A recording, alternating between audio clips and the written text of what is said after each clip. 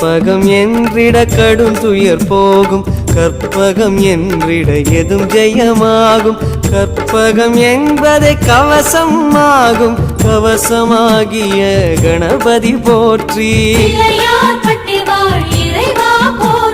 காலம் மூன்றும் கணிப்பவன் நீயே, காப்பதும் கடமை கற்பக தருவே. தருவே உந்தன் திருவடி சரணம்.